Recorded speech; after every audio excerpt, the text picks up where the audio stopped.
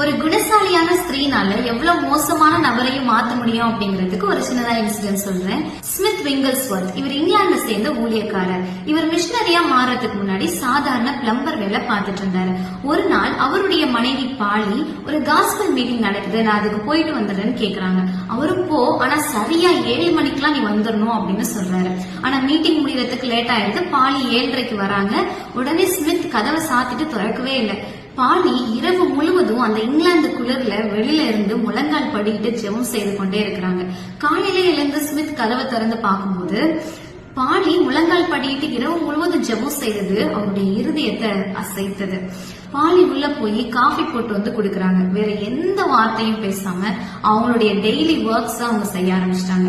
இது பார்த்தோன்னே ஸ்மித்துக்கு ரொம்பவும் ஆச்சரியம். இது சாதாரண மனிதர்களுக்கு அப்பாற்பட்ட செயலா இருக்கு.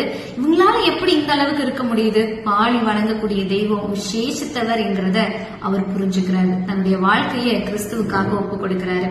விசுவாசத்தின் அப்போஸ்தலன் என்று அழைக்கப்படுறாரு. இன்னைக்கு நம்ம வாழ்க்கையில, நம்ம குடும்பத்துல நம்ம ஹஸ்பண்ட் நம்ம பேச்சை கேட்காம இருக்கலாம், ஒய்ஃப் இருக்கலாம், பிள்ளைங்க நம்ம பேச்சை கேட்காம இருக்கலாம். நமக்கு தெரிஞ்ச சத்தியத்துல நம்ம சாட்சியா நிக்க ஆரம்பிக்கும் போது, நம்முடைய செயல்கள்ல நம்ம வெளிப்படுத்தும் போது கர்த்தர் கிரியை செய்வார். எல்லா சூழ்நிலைகளையும் அவர் மாற்றுவார்.